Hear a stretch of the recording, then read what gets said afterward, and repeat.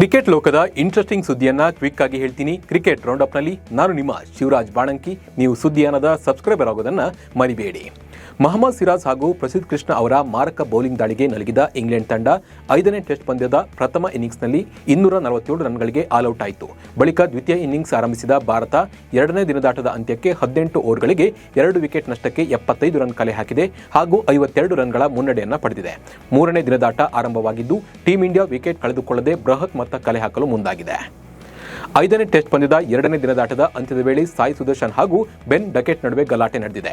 ಭಾರತದ 2ನೇ ಇನ್ನಿಂಗ್ಸ್ ವೇಳೆ 18ನೇ ಓವರ್ನ 2ನೇ ಎಸೆತದಲ್ಲಿ ಚೆಂಡು ಸಾಯಿ ಅವರ ಕಾಲಿಗೆ ತಗಲಿ ಅಂಪೈರ್ ಅವರನ್ನ LBW ಔಟ್ ಎಂದು ಘೋಷಿಸಿದ್ರು. ಈ ವೇಳೆ ಸುದರ್ಶನ್ ಪೆವಿಲಿಯನ್ಗೆ ಹಿಂತಿರುಗುವಾಗ ಬೆನ್ ಡಕೆಟ್ ಸಾಯಿಗೆ ಏನೋ ಹೇಳ್ತಾರೆ. ಇದು ಸುದರ್ಶನ್ ಅವರನ್ನ ಕೆರಳಿಸಿದೆ. ಈ ಸಂದರ್ಭದಲ್ಲಿ ಸಾಯಿ ಸುದರ್ಶನ್ ತಕ್ಷಣ ತಿರುಗಿ ಡಕೆಟ್ ಅವರಿಗೆ ಖಡಕ್ ತಿರುಗೇಟನ್ನ ಕೊಟ್ಟರು. ಇದು ಒಂದ್ ಕಡೆಯಾದರೆ ಪ್ರಸಿದ್ಧ ಕೃಷ್ಣ ಹಾಗೂ ಜೋ ರೂಟ್ ನಡುವೆ ಕೂಡ ಕಿರಿಕಾಗಿದೆ. ಜೋ ರೂಟ್ ಅವರ ಹೊಡೆತಗಳಿಂದ ಸಹನೆ ಕಳೆದುಕೊಂಡ ಪ್ರಸಿದ್ಧ ಕೃಷ್ಣ ಇಂಗ್ಲೆಂಡ್ ದಾಂಡಿಗನನ್ನ ಕೆಣಕಿದ್ದಾರೆ. ಕನ್ನಡಿಗನನ್ನ ರೂಟ್ ಗುರಿಯಾಗಿಸಿರುವುದನ್ನು ಗಮನಿಸಿದ KL ರಾಹುಲ್ ಮುಂದೆ ಬಂದು ಅವರಿಗೆ ಸಾಥ್ ಕೊಡೋಕೆ ನಿರ್ಧರಿಸಿದ್ರು. ಆಗ ಜೋ ರೂಟ್ ಜೊತೆ ವಾಗ್ವಾದಕ್ಕೆ ಮುಂದಾಗ್ತಾ ಇದ್ದಂತೆ ಅಂಪೈರ್ ಕುಮಾರ್ ಧರ್ಮಸೇನ ಮಧ್ಯ ಪ್ರವೇಶಿಸಿದ್ರು. ಇದರಿಂದ ಕೋಪಗೊಂಡ KL ರಾಹುಲ್, ನಾವೇನು ಸುಮ್ಮನಿರ್ಬೇಕೆಂದು ನೀವು ಬಯಸ್ತಾ ಇದ್ದೀರಾ? ಬ್ಯಾಟ್ ಬಾಲ್ ಮಾಡಿ ಮನೆಗೆ ಹೋಗ್ಬೇಕಾ ಅಂತ ಹೇಳಿ ಅಂಪೈರ್ ಧರ್ಮಸೇನ ಅವರನ್ನ KL ರಾಹುಲ್ ಪ್ರಶ್ನಿಸಿದ್ರು.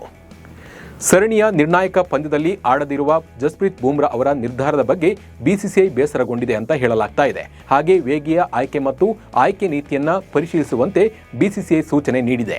5ನೇ ಟೆಸ್ಟ್ಗೂ ಮೊದಲು ಅವರ ಅಲಭ್ಯತೆಯ ಬಗ್ಗೆ ಟೀಂ ಇಂಡಿಯಾ ಮ್ಯಾನೇಜ್ಮೆಂಟ್ ಎಲ್ಲೂ ಅಧಿಕೃತ ಮಾಹಿತಿಯನ್ನ ನೀಡಿರಲಿಲ್ಲ. ಜಸ್ಪ್ರೀತ್ ಬೂಮ್ರಾ ಅವರ ಸ್ಥಾನದಲ್ಲಿ ಆಕಾಶ್ ದೀಪ್ ಪಂದ್ಯದಲ್ಲಿ ಆಡ್ತಾ ಇದ್ದಾರೆ. ಹೀಗಾಗಿ ಬೂಮ್ರಾ ಅವರ ಬೌಲಿಂಗ್ ವರ್ಕ್ಲೋಡ್ ಪರಿಶೀಲಿಸುವಂತೆ BCCI ಹೇಳಿದೆ ಅನ್ನೋ ಬಗ್ಗೆ ವರದಿಯಾಗಿದೆ.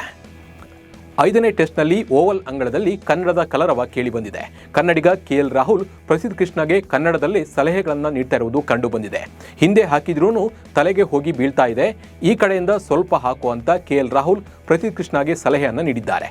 ಈ ಸಲಹೆಗಳೊಂದಿಗೆ ಅತ್ಯುತ್ತಮ ದಾಳಿ ಸಂಘಟಿಸಿದ ಪ್ರಸಿದ್ಧ ಕೃಷ್ಣ 16 ಓವರ್ಗಳಲ್ಲಿ 62 ರನ್ ನೀಡಿ 4 ವಿಕೆಟ್ ಕಬಳಿಸಿ ಮಿಂಚಿದ್ರು. ಟೀಂ ಇಂಡಿಯಾ ವಿರುದ್ಧ ಸರಣಿಯನ್ನ ಆನಂದಿಸುತ್ತಿರುವ ಇಂಗ್ಲೆಂಡ್ನ ಸ್ಟಾರ್ ಬ್ಯಾಟ್ಸ್ಮನ್ ಜೋ ರೂಟ್ ಅಪರೂಪದ ಸಾಧನೆಯನ್ನ ಮಾಡಿದ್ದಾರೆ.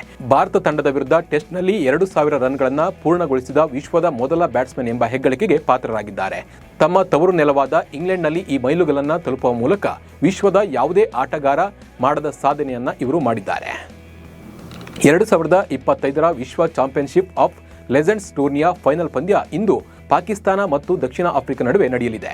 ಈ ಪಂದ್ಯವು ಬರ್ಮಿಂಗ್ ಹ್ಯಾಮ್ನ ಕ್ರೀಡಾಂಗಣದಲ್ಲಿ ನಡೆಯಲಿದೆ. ಭಾರತ ಪಾಕ್ ವಿರುದ್ಧ ಸೆಮಿಫೈನಲ್ ಆಡದಿದ್ದಕ್ಕೆ ಡೈರೆಕ್ಟ್ ಆಗಿ ಫೈನಲ್ಗೆ ಹೋಗಿರುವ ಪಾಕ್ ಸೌತ್ ಆಫ್ರಿಕಾವನ್ನ ಎದುರಿಸಲಿದೆ.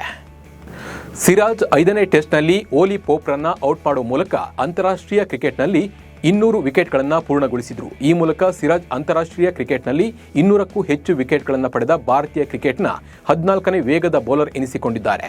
ಸಿರಾಜ್ ಟೆಸ್ಟ್ ಕ್ರಿಕೆಟ್ನಲ್ಲಿ ಇದುವರೆಗೆ 115 ವಿಕೆಟ್ಗಳನ್ನು ಪಡೆದಿದ್ದರೆ ಏಕದಿನ ಪಂದ್ಯಗಳಲ್ಲಿ 71 ವಿಕೆಟ್ಗಳು ಮತ್ತು T20ಯಲ್ಲಿ 14 ವಿಕೆಟ್ಗಳನ್ನು ಪಡೆದಿದ್ದಾರೆ.